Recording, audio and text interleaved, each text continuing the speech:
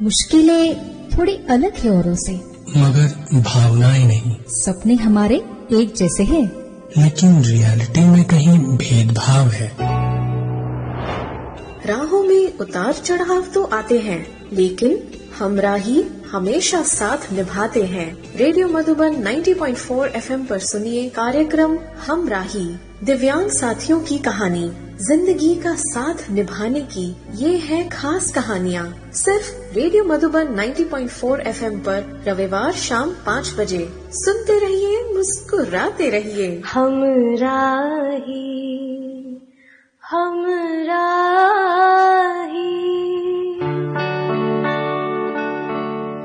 हमराही programme सुनने वाले सभी श्रोताओं को संदीप त्रिवेदी का प्यार भरा नमस्कार। श्रोताओं, आप सुन रहे हैं रेडियो मधुबन 90.4 FM। सुनते रहो, मुस्कुराते रहो। आज हमेशा की तरह हाजिर हूं आप सबके बीच में, आप सबका बहुत ही पसंदीदा प्रोग्राम हमराही लेकर के। श्रोताओं, आप सब जानते हैं इस प्रोग्राम में हम ऐसे प्रतिष्ठित दिव्यांग साथियों से बातचीत करते हैं जिन्होंने समाज में एक अलग मुकाम हासिल किया है और साथ ही साथ अपने गृहस्थ जीवन को भी बखूबी सफलतापूर्वक आगे बढ़ाया है। आमतौर पर श्रोताओं, होता यह है कि कोई दिव्यांग व्यक्ति जब अपने पैरों पर खड़े हो जाते हैं, उसके बाद जब बारी आती है उनके गृहस्थ जीवन को आगे बढ़ाने की, समाज का, परिवार का उनको उतना सपोर्ट नहीं मिल पाता जितनी की उम्मीद की जाती है आमतौर पर। ऐसे में इस प्रकार वे अपनी जिंदगी को आगे बढ़ाते हैं बिना रुके और बिना किसी परिस्थिति से प्रभावित हुए। बस यही सब जानने समझने का नाम है हमराही। तो चलिए स्वागत करते हैं आज के हमारे इस प्रोग्राम में प्रोफेसर रमेश कुमार शर्मा सर एवं उनकी श्रीमती जी मधु शर्मा मैम। आप दोनों सिरसा हरियाणा से हमारे साथ जुड़े हैं, तो स्वागत है सर आप दोनों का। जी जी, बहुत बहुत धन्यवाद जी। तो रमेश सर, हम आगे बढ़े उससे पहले हमारे श्रोताओं को जरा आप अपने बारे में बताएं। पहले तो ये है कि मेरे सर नहीं जुड़ा हुआ जी। मैं बिना सर का हूँ। रमेश आप मुझे कह सकते हैं और बहुत बहुत जी करे तो जी लगा दीजिए बस। लेकिन सर आपके साथ सर तो है ही सर, आप प्रोफेसर हैं। चलिए मैं बताता हूँ कि मैं हरियाणा में पैदा हुआ, हिसार में जी। और हिसार में पैदा होने के थोड़ा अरसे के बाद ही, ये कोई 2-2.5 महीने के बाद एक महामारी फैली जी, जिसमें आंखों पर बहुत ज्यादा दबाव था। अच्छा। उस जमाने में बड़ी आंखें खराब हो रही थी लोगों की जी। उसकी चपेट में मैं भी आ गया जी। और दुर्भाग्य ये कि जो डॉक्टर ने दवा दी वो पलकों पर लगाने की थी। अच्छा। मगर अनजाने में जाने किस गलतफहमी के चलते जी वो आंखों में डालकर इस्तेमाल। ओहो। तो दवा ने या दुर्भाग्य ने या भाग्य ने, नियति ने जी दृष्टि से जी महरूम, रोशनी खत्म हो गई। उसके बाद 2-3 बार ऑपरेशन हुए मगर कुछ फायदा नहीं हुआ। तब डॉक्टर कहते थे कि अभी करा लोगे तो संभावना बनी रहेगी जी। और फिर बाद में बड़ी उम्र होने के बाद जब डॉक्टरों को दिखाया कि आपने बचपन में बहुत जल्दी कर दी, ऑपरेशन बहुत बार हो गए, अब तो सारा सिस्टम बहुत कमजोर हो गया है, अब ऑपरेशन का कोई फायदा नहीं। अच्छा। अगर आपने इंतजार किया होता तो कोई संभावना बन भी सकती जी। कुल मिला के नियति यही चाहती थी कि हम उस तरह से न देखें जैसे दुनिया देखे। जी। और फिर नजर के जाने के बाद तलाश शुरू हुई कि पढ़ना तो है, कैसे पढ़ना है, कहाँ पढ़ना है। जी। मुझे बताया जाता है कि पढ़ने के लिए मैं बहुत शोर मचाता था कि मुझे भी पढ़ना है। जी।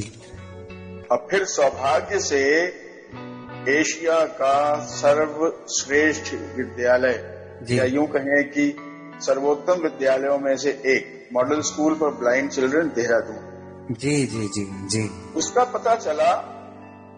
और 1962 जनवरी में जी मेरे पेरेंट्स मुझे वहां ले गए और मैं वहां दाखिल हो गया। और दाखिल होने के बाद तो फिर एक मॉडल ही बन के निकले वहां से। सन 72 में मैट्रिक किया जी। इस दौरान बहुत सारी जागृति, बहुत सारा विचार, सब कुछ मन में आ चुका था। तो देहरादून एक बहुत बड़ा केंद्र है दृष्टिहीन व्यक्तियों का। निश्चित रूप से सर। तो जी में ये आया कि यहीं रहकर इस फील्ड में कुछ काम किया जाए। तो वहीं रहा और 77 में मैंने बीए पास किया जी। फिर अचानक मन में सेल्फ सेंटर्ड होने की बात आ गई कि भाई अपने पांव अगर मजबूत नहीं होंगे तो हम कब तक चल सकते हैं। बिल्कुल ठीक सर। देहरादून में मैं म्यूजिक का विद्यार्थी था, म्यूजिक मेरा शौक था जी। देहरादून म्यूजिक में आगे बढ़ने का कोई स्कोप नहीं। आगे मुझे ले आया दिल्ली। अच्छा। दिल्ली यूनिवर्सिटी में मैंने दाखिला ले लिया जी। और वहीं रहते रहते पढ़ाई की और पढ़ाई के साथ साथ एमफिल कर ही रहा था जी। कि एक जॉब लेक्चरशिप की जी मिल गई जी। मन में यही आया कि भाई लेक्चरशिप तो करनी है, वो पढ़ने के बाद भी करनी है, एमफिल के बाद भी यही करना है। तो एमफिल करते करते ही क्यों ना कर ली जाए। जी जी जी। आपको पता नहीं मिलेगा कि नहीं मिलेगा, अभी तो मिल रही है ना। बिल्कुल ठीक। और एमफिल करने के बाद भी यही तो कुछ करना है। तो दिल्ली से हरियाणा में आ गए और नारनौल में मैं पहली दफा आया जहां अमृतपाल जी म्यूजिक वोकल में थे जी। वहां के बाद तो फिर हम लगातार इसी फील्ड में रहे और 2008 में प्रिंसिपल के पद पे प्रमोट हो गए जी। और 2014 में वहां से अपने 2-3 कॉलेजेस को देखते हुए 2014 में रिटायर हो गया जी। तो ये एक छोटी सी कहानी है। इस दौरान जुड़ा रहा मैं 1980 तक, तो मैं बहुत जुड़ा रहा फील्ड से जी। और 1980 के बाद जी। फिर ब्लाइंड फील्ड से राब्ता काफी कम हो गया। ओहो अच्छा। हाँ। आप अपने कॉलेज लाइफ में बिजी हो गए मतलब। हाँ, कॉलेज लाइफ में, लेकिन बस वो असल में क्या है, संघर्ष की लाइन बदल गई। अब ब्लाइंड फील्ड की समस्याओं को छोड़ के हमारे सामने दूसरी समस्याएं आ गई जो पूरे समाज की थी, पूरी टीचिंग कम्युनिटी की थी। क्या हम लोगों की अपनी समस्या थी, क्या हम एडहॉक लग रहे थे, हर साल हटा दिया जाता था, फिर तलवार लटकती रहती थी, दोबारा नंबर आएगा कि नहीं आएगा। और उसके बाद फिर तरह तरह के, जब आप बड़े जगह चले जाते हैं तो बड़े सवाल आपको घेरने लगते हैं, तो समस्याएं भी बड़ी हो जाती हैं फिर। समस्या बड़ी हो जाती है और आप सोचने का दायरा भी बहुत बड़ा हो जाता है। तो ब्लाइंड फील्ड से निकल के एक सामान्य फील्ड में आ गए और सामान्य फील्ड में भी मन तो वही होता है ना, अपना संघर्ष का मन होता है। बिल्कुल बिल्कुल। और कहीं ना कहीं इस दौरान आप एक जो सामान्य समाज जिसको आप कह रहे हैं उसको समझ भी रहे थे। हाँ, वो आपको खुद ही समझा देता है। तो इस तरह से ये जीवन चक्र जो है यहाँ तक पहुंचा है। जी, काफी कहानी आपकी। बस ये है। हाँ, इस दौरान जो है वो एक देहरादून में एक टीसीए भी था जी, training centre for adult blind. वहां पर भी एक संघर्ष हमने छेड़ा कि आप हर 3 महीने में कुछ ट्रेनीज निकाल देते हैं और उनको ट्रेंड करके आप उनके हवाले छोड़ देते हैं जी। तो इनके जॉब का कोई इंतजाम किया जाए। बिल्कुल। आप ट्रेन करने के बाद इन्हें कोई जॉब भी आप ऑफर करें जी। तो वहां भी वो संघर्ष भी चलाया। उसके बाद फिर इस चक्कर में यहाँ बोट क्लब पे कई दिन पड़े भी रहे जी। और आखिरकार फिर कुछ अरसे तक तो ये होता रहा कि जो वहां से जाने वाले लोग थे उन्हें कोई ना कोई जॉब ऑफर होता था जी। ये 2-3 ये यूं कहिए कि जब तक मैं देहरादून में रहा, 77 तक रहा था मैं देहरादून में, तब तक तो ये चलता रहा। उसके बाद जैसे मैंने कहा कि मैं धीरे धीरे इस फील्ड से दूर हो गया, क्योंकि पढ़ाई भी बहुत जरूरी थी ना। बिल्कुल ठीक सर। और फिर बाद में जब NFB के तत्वावधान में एक आंदोलन चला तो इंदिरा जी के हाथ के डंडे भी खाए थे। जी। तो हम चाहेंगे सर कि मधुमेह में जरा हमारे श्रोताओं को अपने बारे में बताएं, ताकि आवाज की दुनिया के लोग उनकी आवाज से और उनसे रूबरू हो सके। नमस्कार जी। नमस्ते मैम। मेरा नाम मधु शर्मा है, मैं बनारस से हूँ जी। और बस बाय चांस हम दोनों महेंद्रगढ़ में मिल गए और हाँ बाय चांस ही मिल गए। और मिलते ही बस मैं भी कम एज की थी और ये भी शादी लायक थे। जी। और फिर जैसा कि आप लोग जानते हैं कि प्यार अंधा होता है। जी जी जी जी। फिर हम दोनों की मुलाकात हुई, इनका स्वभाव मुझे बहुत ही पसंद आया जी। इनका रहन सहन, मतलब मैं कह नहीं सकती कि कोई इनको ब्लाइंड कहेगा। जी जी जी। अरे इतनी मतलब मैं इनसे प्रभावित हुई कि मैंने कुछ भी नहीं देखा, ना कुछ सोचा, ना कुछ भी नहीं, बस यही हुआ कि मुझे शादी करनी है जी। और हमने शादी कर ली बाकायदा घर वालों की रजामंदी से शादी हो गई हमारी जी। और मेरे पेरेंट्स थोड़े नाराज थे, लेकिन धीरे धीरे फिर उन्होंने भी एक्सेप्ट कर लिया। और जी। तो आप भी मैम किसी तरह के जॉब में रहे हैं? हाँ, मैं जॉब तो नहीं करी हूँ। हाँ, मैं एक अच्छी ब्यूटिशियन थी, 30 साल से ज्यादा मैंने काम किया है, वो भी शादी के बाद। पहले नहीं, पहले मैं कुछ नहीं करती थी, मैं पढ़ाई कर रही थी, उसी बीच हमारी मुलाकात हो गई थी। तो बनारस से महेंद्रगढ़ का सफर कैसे तय हुआ मैडम आपका? महेंद्रगढ़ में मेरी सिस्टर रहती थी। अच्छा। और हाँ, और सिस्टर के घर मैं आई हुई थी उन दिनों, उनके कोई प्रॉब्लम थी तो उन्होंने मुझे बुलाया हुआ था, तो मैं आई थी। वहीं इनकी मुलाकात, हमारी और इनकी मुलाकात हुई। हाँ, फिर मैं लौट के बनारस नहीं आई, हरियाणा में ही रह गई।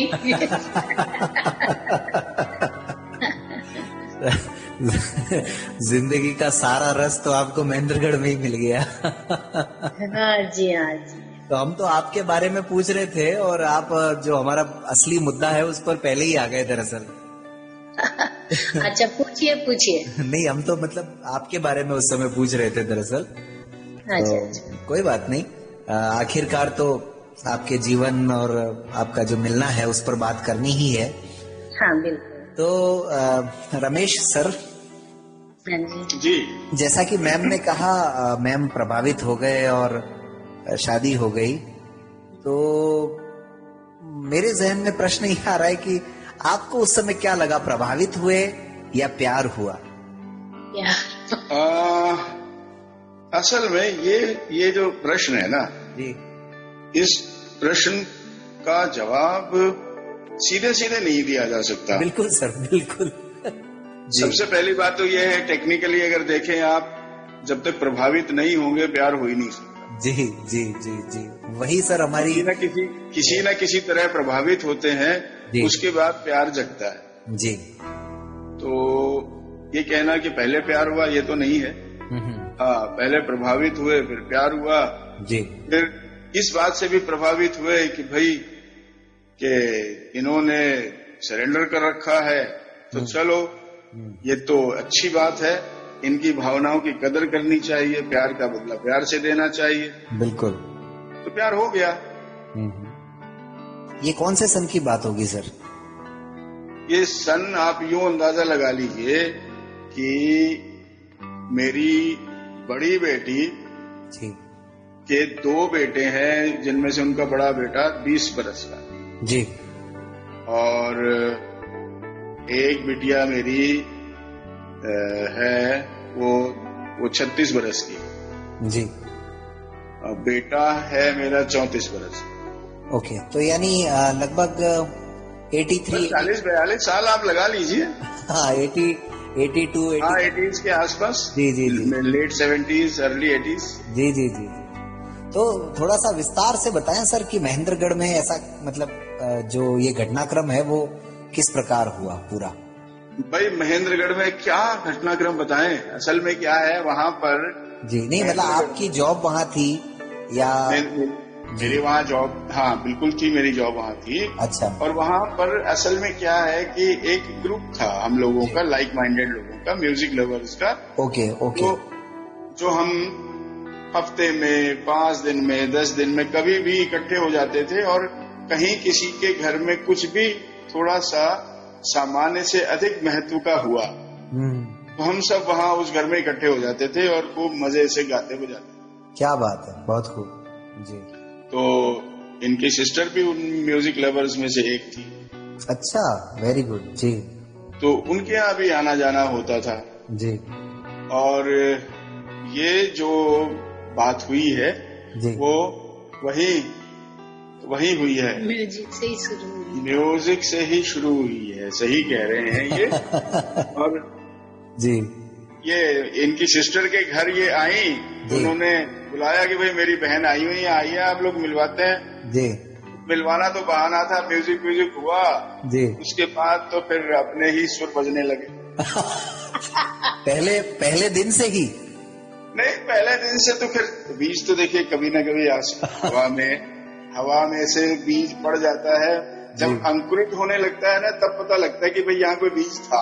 जी जी जी। तो ऐसा हुआ, आप कह सकते हैं पहले दिन से ही कुछ तो था। अच्छा अच्छा, यानी प्रभावित होने की प्रक्रिया पहले दिन से ही प्रारंभ हो गई थी। जी जी जी। तो इस तरह से एक सिलसिला शुरू हुआ जो अब तक जारी है। तो मधु मैम, हाँ जी, मतलब जब सर को देखा आपने उस कार्यक्रम में या आपके यहाँ जो महफिल जमी, हाँ जी, तो मतलब आपको क्या उस समय लगा कि भाई ये कोई आपके लिए नया अनुभव है या सर का टैलेंट आपने देखा उस समय? उस समय अचानक जो बात आपके माइंड में क्लिक हुई वो क्या थी? असल में क्या है कि मुझे म्यूजिक से बहुत प्यार है। जी मैम।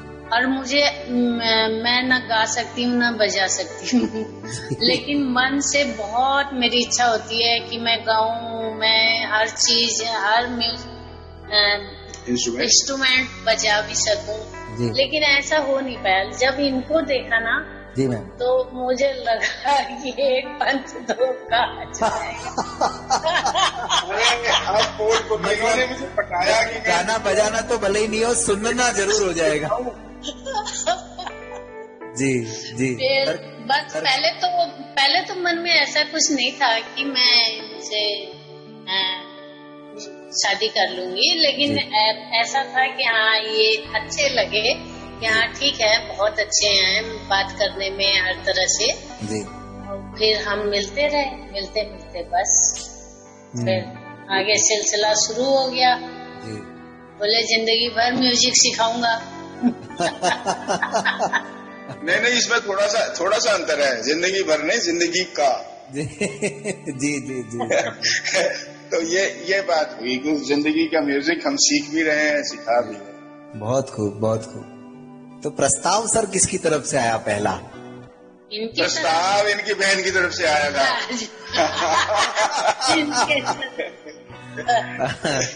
इनके तरफ से भी था। अच्छा, इनके फ्रेंड ने सबसे पहले कहा था। ये लड़का बहुत अच्छा है। मुझे क्या मालूम, मुझे तो इनकी बहन ने कहा था, शर्मा जी ये मधु कैसी लगती है आपको? जैसी है वैसी लगती है भाई जी। कहने लगा वो तो बहुत अच्छी है, फिर मुझसे क्या पूछ रही है, मुझे भी बहुत अच्छी लगती है जी। बस धीरे धीरे बातों में फिर चलिए हो जाए जी। हो जाए भाई, मधु को एतराज नहीं होना चाहिए, बाद में कहीं पछतावा हो जाएगी भाई, भावनाओं में बह के हम जुड़ गए। बिल्कुल ठीक बात है सर, बिल्कुल ठीक है। ये कहीं हमने जल्दबाजी कर ली, हमें ये तो पता ही नहीं था कि ये समस्याएं सामने आएंगी जी। तो असल में ये जो जवानी का इश्क होता है ना ये वर्तमान को देखता है। बिल्कुल। और हम खेले खाए लोग थे, हमने तो पहले इसीलिए सोचा कि भाई आप आउट ऑफ सिंपैथी मत सोचिएगा, सहानुभूति से आप मत सोचिएगा, सहानुभूति थोड़े दिन रहती। ठीक बात है जी। सहृदयता के साथ और पूरे विचार के साथ थोड़ा ठंडे दिमाग से ऐसे कीजिए। मुझे क्यों एतराज होने लगा, एक कोई अच्छा साथी मिल रहा है, देखिए बस इनकी तरफ से हाँ हो गई जी, तो बल्ले बल्ले हो गई सर। लेकिन मतलब आज के समय में ये कल्पना करना बड़ा मुश्किल है कि मतलब आपके लिए आपने अपने आप को इतना आत्मनिर्भर बना लिया या इतना योग्य बना लिया कहना चाहिए कि सामने से इनकी सिस्टर ने भी मतलब आपके साथ विवाह में पूरी सहमति जताई और पूरा साथ दिया। मतलब ये बड़ा मतलब अच्छा अनुभव है, ये सुनना भी हमारे लिए अपने आप में। असल में बात ये है कि अभी मैं हाल की बात बताता हूँ। मेरे एक मित्र हैं जी, मैं नाम भी ले लेता हूँ, डॉक्टर अशोक तंवर हैं जी, जो हरियाणा कांग्रेस के अध्यक्ष भी रह चुके हैं, हमारे यहाँ सिरसा से एमपी भी रह चुके हैं। अच्छा सर जी। और उनके साथ घनिष्ठता हो गई थी जी। तो वो एक दिन कहने लगे, भाई शर्मा साहेब आप नहीं देखते हैं तो ये आप आसमान में छेद करते हैं, अगर देख रहे होते तो आप पता नहीं कहाँ होते। मैंने कहा महाराज मैं तिहाड़ में होता। कहते हैं कि भाई मैं इतना उग्रवादी हूँ, मुझसे किसी के प्रति अन्याय नहीं बर्दाश्त होता कि कोई किसी के खिलाफ अन्याय करे, मैं फौरन झंडा उठा लेता हूँ जी। तो जरूर मैं तिहाड़ में ही होता अब तक जी। तो अच्छा है, जो नहीं है वो बहुत अच्छा है, जो है वो बहुत अच्छा है। तो जाने क्या है कैसे है, ये परिस्थितियां पता नहीं क्या आदमी को बनाती हैं, और हमने अपने आप को नहीं बनाया होता, बनाने वाला ऊपर वाला है जी। ऊपर वाला जो भी बनाता है, जैसे भी बनाता है, वो उसकी बेस्ट क्रिएशन होती है, और हर बात के पीछे, हर काम के पीछे कोई ना कोई उसका पर्पज होता है। पर्पजलेस वो कुछ नहीं बनाता। बिल्कुल बिल्कुल सही कह रहे हैं सर। लेकिन फिर भी सर आपको नहीं लगता कि आमतौर पर इतना आसान होता नहीं है हमारे साथियों के लिए? नहीं, आसान तो बिल्कुल नहीं होता, इसमें कोई संदेह नहीं है कि आसान नहीं होता। और फर्ज कीजिए कि इन्हीं सब परिस्थितियों के साथ मैं देख रहा होता जी, तो क्या पता कौन से पॉलिटिकल लीडर की लड़की मेरे साथ जुड़ती। क्या पता कौन बड़ा आदमी मेरे साथ जुड़ता जी, जिसको दुनिया बड़ा आदमी कहती है। नहीं, वो तो खैर दूसरा भी एस्पेक्ट हो सकता है कि हो सकता है कि आप म्यूजिक में ना जाते। नहीं, बात म्यूजिक की नहीं है जी। मैंने तो ये निवेदन किया ना, इन सब परिस्थितियों के साथ साथ अगर मुझे दिख रहा होता जी जी तो पता नहीं क्या होता। बिल्कुल बिल्कुल।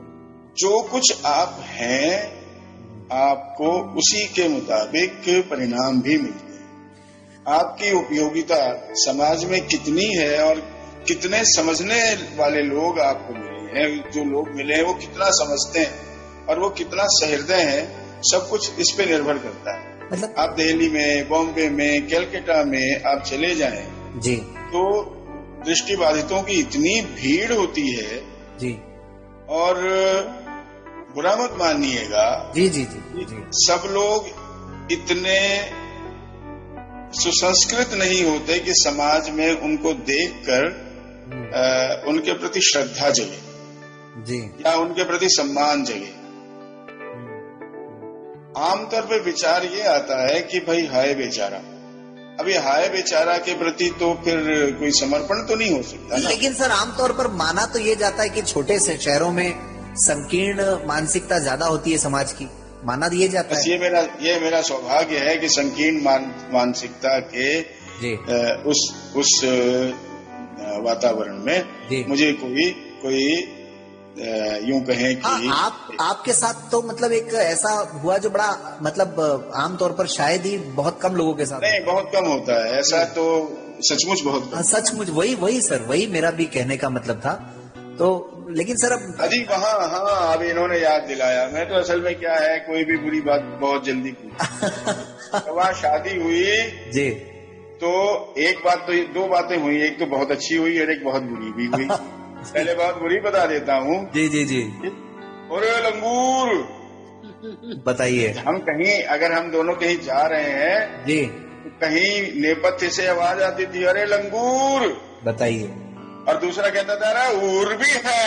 ओ हो अच्छा। हाँ, तो इस तरह की बातें भी हुई। लेकिन ऐसा भी हुआ, आपको ताज्जुब होगा कि 1 महीने तक हमारे घर पे खाना नहीं बना। अच्छा। अब सुबह किसी के यहाँ अतिथि होते थे तो शाम को किसी और। जी, क्या बात है। सुबह किसी के यहाँ होते थे, शाम को किसी के। बिल्कुल। लोग ये देखना चाहते थे कि यार इतनी खूबसूरत महिला जी, ये इस बंदे के साथ इज्जत तो थी वहाँ महेंद्रगढ़ में जी, हमारा जो सम्मान जी, सचमुच एक बहुत बड़े व्यक्ति जैसा था। क्या बात है, बहुत खूब सर जी। तो वही कहते थे यार ये चलो ठीक है, व्यक्ति तो ठीक है, लेकिन इतनी खूबसूरत लड़की, इसमें क्या कमी है जो इसके साथ आ गई। वही सर, समाज यही सोचता है। तो ये देखने के बहाने वो हमें डिनर पे, लंच पे इनवाइट करते थे कि कभी डिनर लंच अगर हमारा बिजी है, बुक है, तो चलो यार चाय पी लेना हमारे साथ, सुबह की नाश्ता ही कर लेना। इस तरह से फिर हम गए हनीमून पे जी। अरे हल्ला मच गया। अच्छा। अरे हनीमून पे गए हैं, हनीमून पे, ये तो शादी के 2-4 दिन के बाद ही गए थे जी। तो वहाँ शोर मच गया, हनीमून पे गए। अरे बाप रे बाप, यानी ब्लाइंड आदमी होके हनीमून तो नहीं मना सकता। बताइए। मून तो दिखता है ना जी। जब मून दिखेगा नहीं तो फिर हनीमून का क्या मतलब। अब लोग इतना ही देखते इतने ही उनकी विचारधारा वही सर, वो मानसिकता वहीं आकर के रुक जाती है। हाँ बिल्कुल। असल में नजरिया नहीं होता, उनके पास नजर होती है। बिल्कुल। और वो नजर एक सीमा पर आके बंध जाती। अभी सर शुरू में आपने जब कहा तब मैं यही सोच रहा था, शुरू में आपने अपने परिचय में जब कहा कि हम उस तरह से नहीं देख पाए जैसे आम लोग देखते हैं, मुझे लगता है कि असल में देखते तो शायद हम लोग हैं सर। बस जिसके पास दिमाग है वही देखता है। बिल्कुल बिल्कुल सर, वही। और हम जब आंखों से नहीं देखते तो हम दिमाग से ही चीजों को देखते हैं। मैं जब प्रिंसिपल हुआ, मुझे बहुत सारे पत्रकारों ने पूछा आपको तो दिखता नहीं है जी, आप कॉलेज कैसे चलाएंगे। मैंने कहा ये जो सारे कॉलेज चलाने वाले लोग हैं, आप क्या समझते हैं नजर से कॉलेज चला रहे हैं।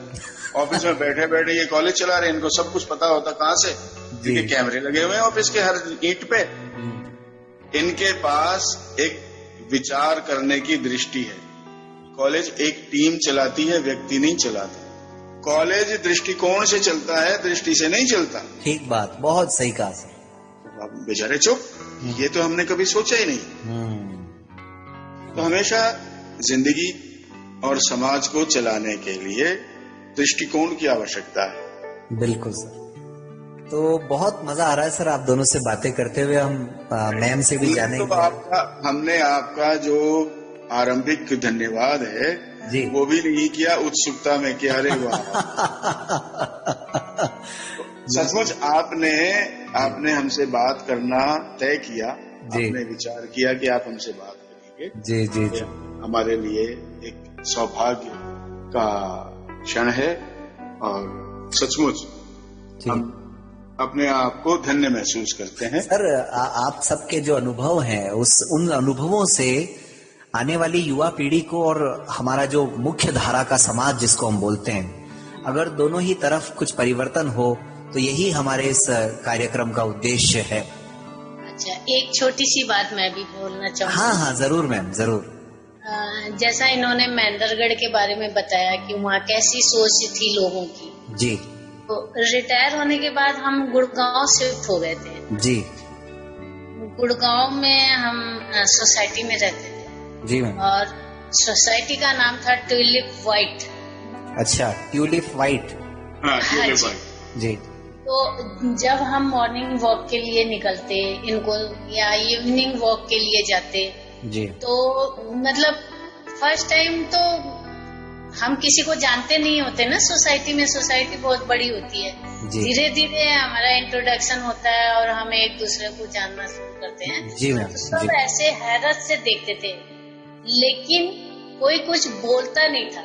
साल हो गए, 1.5 साल हो गए, फिर मैं हर फंक्शन में आने लगी, पार्टिसिपेट करने लगी। तो फिर उन्होंने धीरे धीरे जब भी मौका मिलता है जिसको वही, आंटी मुझे एक बात पूछनी है। मैंने कहा मुझे पता है क्या पूछना है, पूछो। आंटी आप बुरा तो नहीं मानोगी? बिल्कुल बुरा नहीं मानूंगी, मुझे तो बहुत खुशी होगी कि मेरी लाइफ के बारे में कोई जानना चाह रहा है, तो मुझे तो बहुत खुशी हो रही है। पूछो पूछो। तो आंटी आप कैसे मिले अंकल को? अंकल को कब से नहीं दिखता? आंटी आपने कैसे मैरिज करी? किसी ने ऑब्जेक्शन नहीं उठाया? मैंने कहा उठाने वाले उठाते रहे, अपने अंदर हिम्मत होनी चाहिए। बिल्कुल सही। हिम्मत मेरे अंदर बहुत थी और मैं जानती थी कि आगे चल के हमें क्या क्या मुकाबला करना पड़ सकता है, उसके लिए मैं तैयार थी और आज भी तैयार हूँ। और मैंने हमेशा यही चाहा है कि मैं इनकी आंखें बन, पहले ये छड़ी लेके चलते थे, फिर हम मेरे आने के जब मैं छड़ा था तो छड़ी मेरे साथ रहती थी, अब ये मेरे साथ आ गई तो मेरी छड़ी गायब हो गई। बिल्कुल बिल्कुल। उसके बाद बच्चे हुए, फिर बच्चे इनका सहारा बन गए। इनको कॉलेज ले जाना छोड़ना, जब तक बच्चे नहीं थे तो मैं करती थी सारा कुछ। और मेरे में हिम्मत भी थी और मुझे शौक भी बहुत था कि मेरा हस्बैंड मेरे पीछे बैठे, मैं बाइक, मैं स्कूटी, मैं कार, जो भी हो वो मैं ड्राइव करूं, आगे आगे सब काम मैं करूं, मैं अपने घर की हेड हूं। मतलब ये सब दिमाग में पहले से ही था मेरे कि मैं दबूंगी नहीं, किसी के पीछे नहीं रहूंगी, मुझे आगे ही रहना है। और भगवान ने मेरी सुन ली और ऐसा पति दिया कि मैं हर चीज में आगे ही होना। क्या बात है, बहुत खूब, बहुत अच्छा लगता है। अच्छा, फिर एक छोटी सी और घटना है। जैसे हम कहीं जाते हैं तो कभी मुझे ऐसा लगा नहीं कि मेरे पति को दिखता नहीं है ना। मैं कभी अपने मुंह से बोलती हूँ ना, मेरा परिवार कभी मुझे ऐसे बोला कि भाई शर्मा जी को नहीं दिखता है। सब बहुत इज्जत करते हैं इनकी और कहते हैं कि हमसे ज्यादा इनको दिखता है, ये हमसे ज्यादा सारी दुनिया समझते हैं। कोई भी बात करनी हो, कोई भी राय लेना हो तो इनसे लेते रहते। वैसे भी मैम सवाल दिखने का तो है ही नहीं, जो प्रेम है वो तो दिल से होता है। हाँ जी, हाँ जी। इज्जत भी जब भी होएगी जब प्रेम करोगे। सम्मान भी दिल से निकलता है। बिल्कुल बिल्कुल। तो यहाँ पे हमने अपना एक छोटा सा आशियाना बनाया सिरसा में जी, और काफी खूबसूरत आशियाना है हमारा। जो भी देखता है वो तारीफ ही करता है जी, जिसका नक्शा शर्मा जी ने बनाया। अरे वाह। और इसको डेकोरेट मैंने किया। क्या बात है, बहुत खूब। हाँ, कभी वीडियो कॉलिंग करके आप मेरे इस आशियाने की फोटो ले सकते हो, देख सकते हो। जी जी जी। नहीं, हम तो कभी घूमने ही आ जाएंगे हम तो। आप बिल्कुल वेलकम है आपका, आइए। जी जी जी। तो हम कहीं भी जाते थे तो मेरा बेटा छोटा था, जब भी उसने ड्राइव करना सीख लिया था तो हमारे पास स्विफ्ट थी, तो हम कहीं भी जाते तो शर्मा जी का काम था कि लास्ट में सारे घर को चेक करना और लॉक लगाना मेन गेट पे। चौकीदार वाला काम मेरा था। नहीं, हेड ऑफ द डिपार्टमेंट। भाई आजकल हेड चौकीदार होता है जी। तो हमारे अड़ोसी पड़ोसी देखते हैं कि ये अजीब औरत है, अपने बच्चों को लेके गाड़ी में बैठ गई और एक शर्मा जी लॉक लगा रहे हैं। मतलब सबको बड़ा ताज्जुब होता था। फिर उन्होंने मेरे से एक दिन पूछा, ये क्या चक्कर है, आप लोग बैठ जाते हो, वो ताला लगाते हैं, कभी खुला नहीं। मैंने कहा हम खुला छोड़ सकते हैं, वो नहीं छोड़ सकते, इसलिए उनकी ड्यूटी है। घर को संभालना। ये छोटी छोटी बातें होती हैं जिनको लेकर के लोग आशंकित होते हैं, परेशान होते हैं, लेकिन मतलब मुश्किल कहीं आती नहीं है जब हम सही प्लानिंग से आगे बढ़ते हैं। तो शर्मा सर जी, थोड़ा सा हमारे श्रोताओं को ये बताइए कि महेंद्रगढ़ की कहानी से पहले क्या परिस्थितियां रही, मतलब आपके विवाह के बारे में आपके घर परिवार में विचार किया गया, आप स्वयं क्या सोच रखते थे उस समय, थोड़ा सा ये बताएं सर। शादी से पहले जी, घर वाले तो यही, देखिए मेरी माता जी तो जब मैं 15 बरस का था तभी कैंसर का शिकार हो गई थी। अच्छा जी। अब पिताजी अकेले थे जी, और बिना माँ के बच्चों के बारे में कौन सोचता है। जी ठीक बात है। ऊपर से ब्लाइंड आदमी, बिल्कुल। तो बस सबने राम भरोसे छोड़ा हुआ था।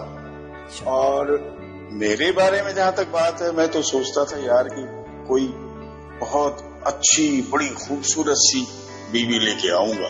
अच्छा, ये कुछ नहीं सोचा था कि कब लेके आऊंगा? नहीं, बस ये नहीं सोचा था कब लेके आऊंगा, मैंने बहुत खूबसूरत सी बीवी लेके, बस ये मन में था। कब का तो आया नहीं, बस जब भी आएगी तो बहुत खूबसूरत सी आएगी, तो बस इस तरह से था मन में। और वो बहुत खूबसूरत सी आ गई। उसकी अलग परेशानियां भी होती हैं, अलग जिम्मेदारियां भी होती हैं। अब जब एक बहुत खूबसूरत चीज आप ले आओ तो उसकी रक्षा भी करनी पड़ती है। समाज में इतनी गंदी नजर है लोगों की, गरीब की बीवी सबकी भाभी। तो ये मैंने मन में जो एक धारणा बनाई थी और ऊपर वाले ने वो मेरी मांग पूरी कर दी, उसकी जिम्मेदारी बहुत अरसे तक निभाते भी रहना पड़ा। बिल्कुल। लेकिन आप कभी आशंकित नहीं थे इस बात से कि यार अगर समय निकलता गया तो क्या होगा? नहीं, इस समय ऐसा कुछ नहीं था जी। पता नहीं असल में क्या, नहीं ये जो समाज सेवा है ना जी, समाज सेवा आपको मौका नहीं देती इधर उधर की बातें सोचने के लिए। खाली दिमाग जब होता है तभी आप सोचते हैं, वरना तो दुनिया भर की समस्याएं आपको घेरे रहती। कभी इसकी समस्या, कभी उसकी समस्या, आज यहाँ झगड़ा हो गया, कल वहां झगड़ा हो गया, आज इसके साथ परेशानी होगी, कल उसके साथ हो गई, आज इस मुद्दे पे बात करनी है, कल उस मुद्दे पे बात करनी है, आज यहाँ बात करनी है, कल वहां। तो सचमुच ऐसा कुछ नहीं हुआ। घर परिवार वाले शामिल हुए थे आपकी शादी में सर? अरे पूरे उससे आर्य समाज रीति से शादी हुई थी। इनके यहाँ से भी हुए थे, हमारे यहाँ से भी हुए थे, मित्रगण भी शामिल हुए थे। अच्छा खासा समारोह था। जब सब बच्चे हो जाते हैं जी, तो आपको लगता है कि पेरेंटिंग को लेकर के कुछ दिक्कत आती है हम लोगों को? वही दिक्कतें आती हैं जो सबको आती हैं। देखिए, अगर दोनों ब्लाइंड हो तो मुझे आज भी लगता है कि सचमुच बहुत बड़ी दिक्कत होती है। और वो अनुभव किस तरह से होता होगा कि बच्चे ने गंदगी की है, कहाँ कहाँ गंदगी रखी हुई है, फैली हुई है, पड़ी हुई है, कैसे साफ करना है। दोनों एक जैसे हैं, संभालने वाला देख के साफ करने वाला और सफाई करने वाला कोई नहीं है जी। और मुझे इसलिए नहीं लगा पेरेंटिंग के बारे में कि भाई अब एक तो है ना, वाइफ तो है देखने के लिए। लेकिन इस बात को लेकर के कभी खींचतान हुई सर आप दोनों में कि आप कम ध्यान दे पा रहे हैं बच्चों की तरफ? नहीं, इस बारे में कभी कोई सवाल नहीं आया कि भाई मैं कम ध्यान दे रहा हूँ या ये कम ध्यान दे रही है जी।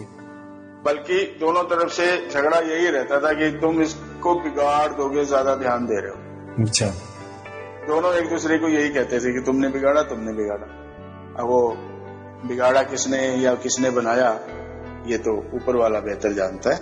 मगर हाँ जी, आज का जो दौर है वो ऐसा है कि आप कितनी भी काउंसलिंग कर लीजिए, ये जो सामाजिक ताना बना है ना जी, ये घर से ज्यादा बाहर के लोग सिखाते हैं चीजें, चाहे वो अच्छी हो चाहे बुरी हो। बिल्कुल बिल्कुल। तो आपकी जो काउंसलिंग है या आपकी जो पेरेंटिंग है वो बहुत कम काम करती है।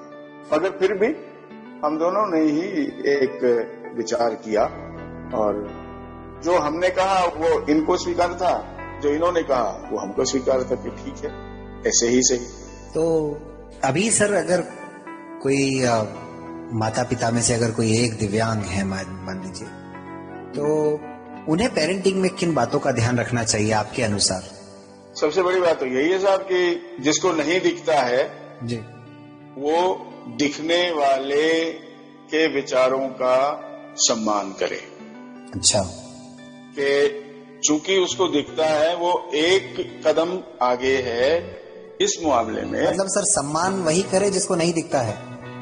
जिसको नहीं दिखता है वो नहीं, आपके प्रश्न में कुछ और गंध आ रही है जी। मैं ये कहना चाह रहा हूँ विचारों का सम्मान जी। जो दिखने से संबंधित विचार हैं जी। उनका सम्मान निश्चय ही जिसको नहीं दिखता है उसे करना चाहिए। अच्छा। अब इस टाइम कमरे में अंधेरा है, उजाला है, लाइट जलनी चाहिए या नहीं जलनी चाहिए, इस बात का जरूरत किसको है और ध्यान किसको है? जी। हमारे हिसाब से तो अभी 5 बजे हैं, शाम है, शाम को लाइट जलाने की क्या जरूरत है?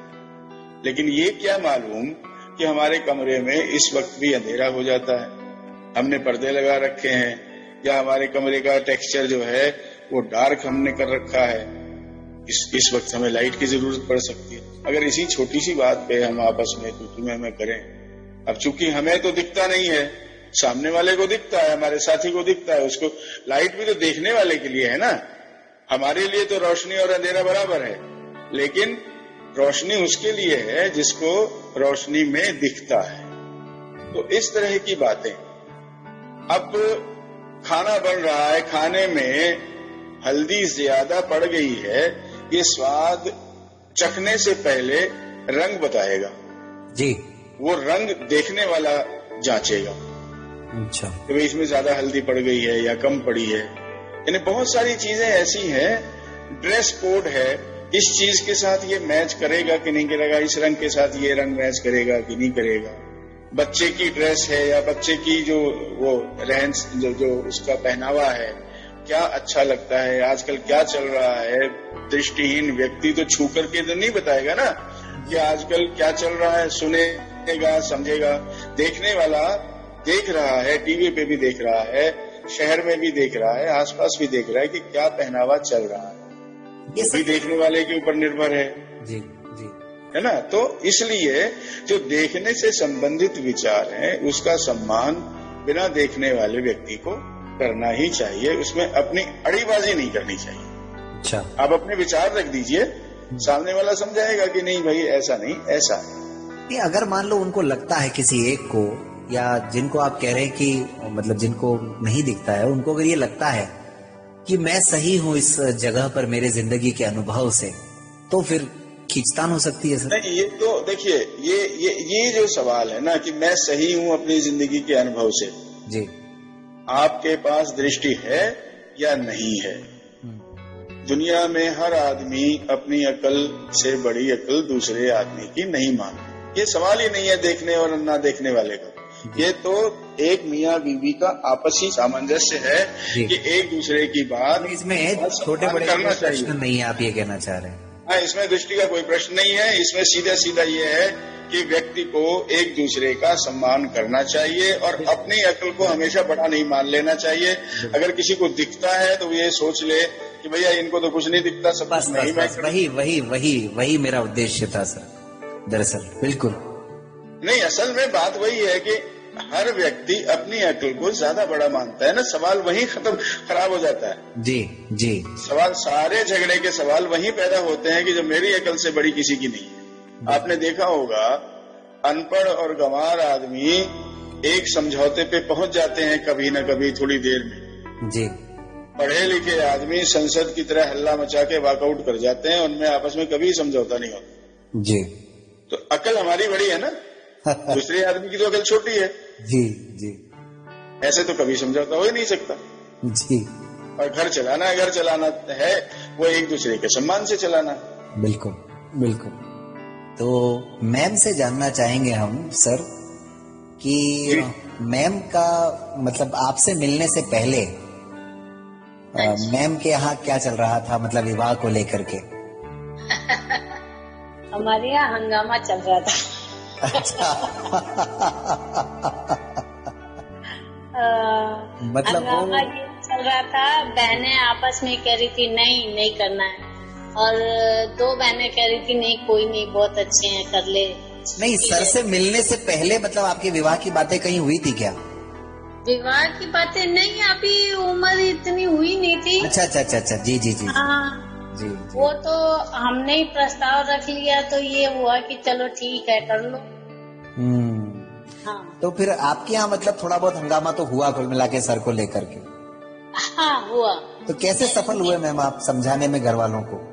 असल में क्या था कि जिस सिस्टर के घर में आई हुई थी जी। वो राजी थी, और वो वाले जीजा जी भी राजी थे, और मेरी 2 बहनें जयपुर में थी, तो उन्होंने इन्हें देखा नहीं था, ना इनसे मिली थी, उनको सिर्फ ये पता लगा कि प्लान से शादी कर रही है।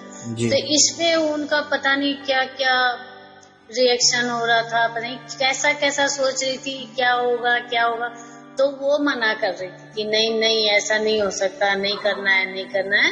फिर जब उनको बुलाया गया कि तुम यहाँ आओ जी, और फिर ये इनसे मुलाकात की, इंट्रोडक्शन होने के बाद 2-3 बार मिलने के बाद जी उनको लगा कि हाँ नहीं ठीक है, बहुत अच्छे हैं जी।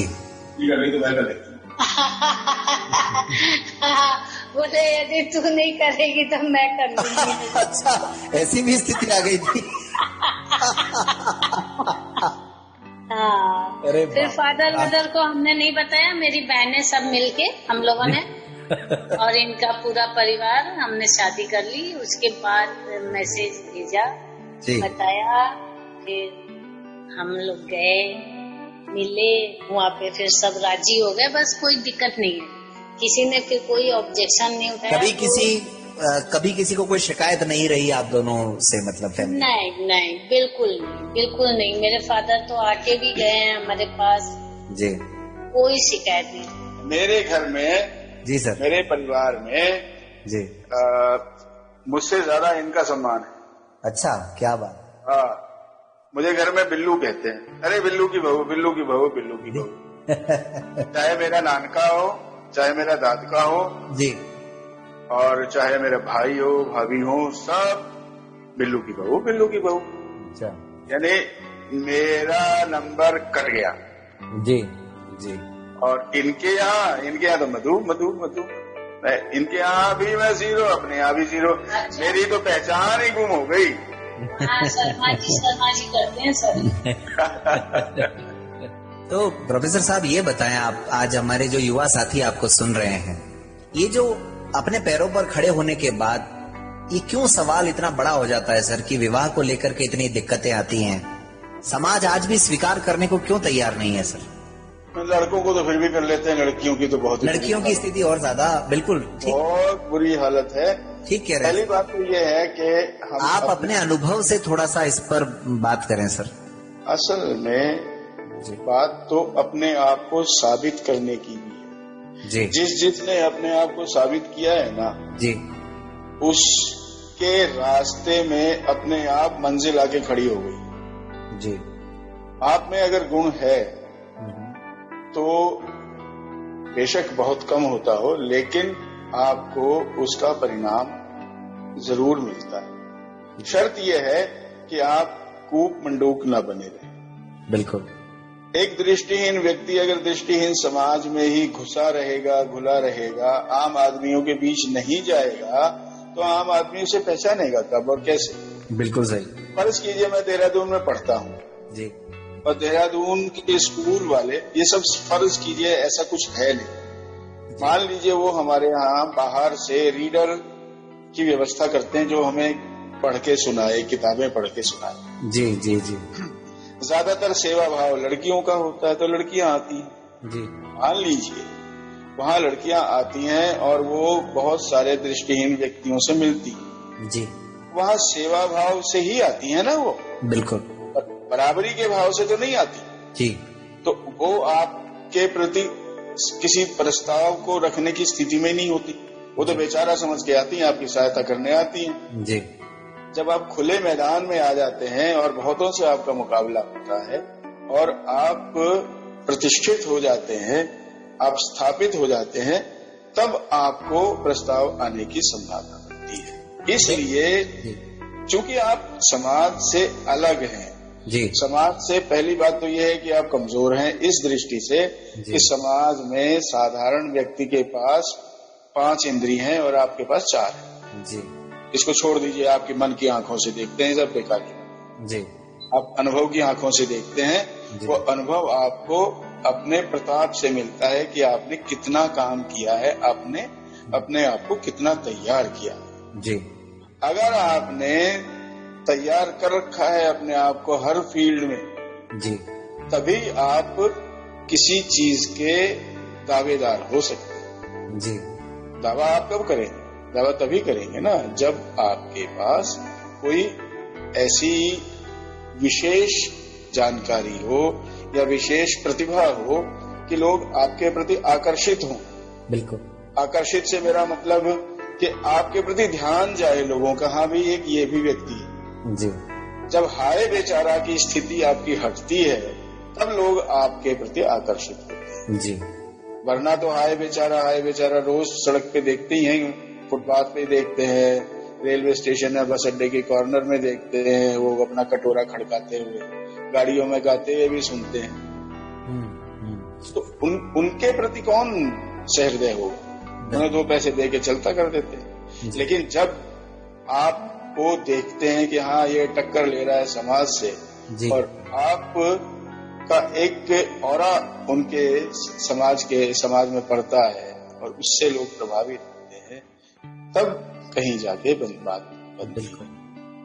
तो जब आप कमजोर हैं तो 2 बातें करनी होंगी। एक तो वो 5वीं इंद्री की कमी आपको ना तो खुद महसूस होनी चाहिए, ना दूसरों को ये लगे कि हाँ भाई इसके पास ये 5वीं इंद्री नहीं है जी।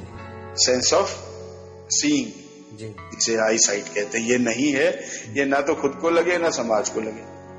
और दूसरे ये कि जब आप कुछ विशेष करते हैं तो आपके तरफ लोगों का ध्यान ज्यादा होता है, इसलिए कुछ ऐसी अनहोनी ना करें कि हाय अंधा होके ऐसा काम कर रहा है।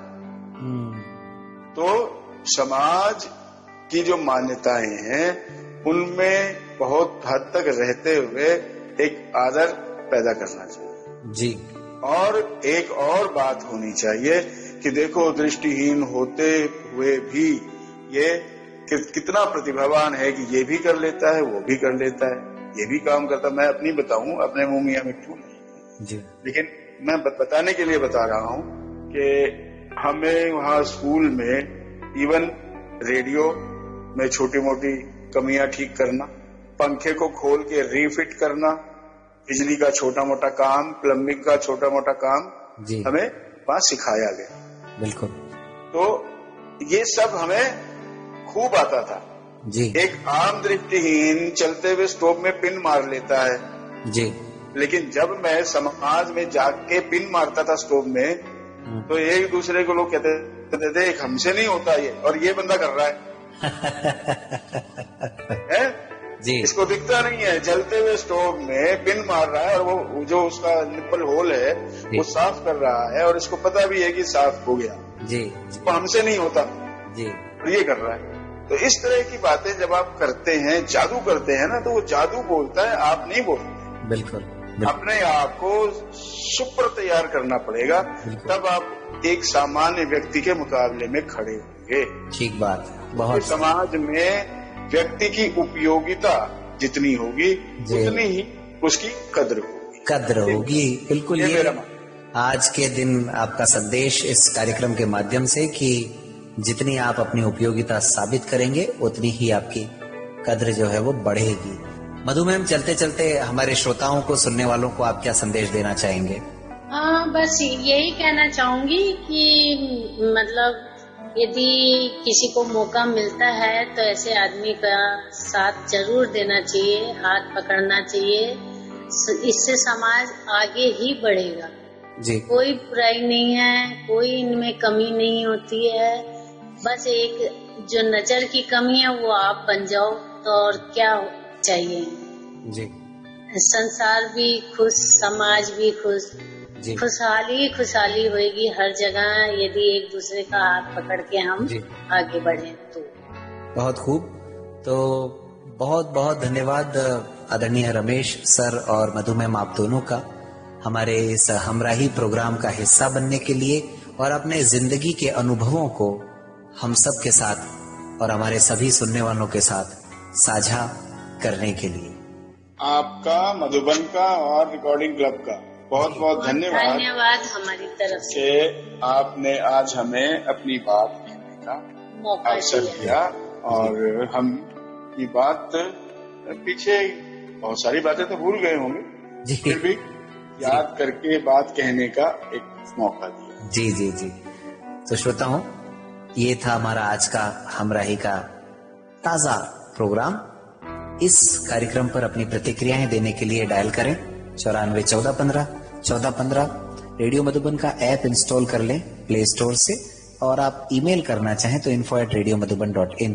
तो श्रोताओं, आप सबकी प्रतिक्रियाओं से, सुझावों से और आपके साथ से रिकॉर्डिंग क्लब और रेडियो मधुबन का ये साझा प्रयास यूं ही आगे जारी रहेगा जब तक समाज सुनता रहेगा। इजाजत दीजिए, अगले रविवार तक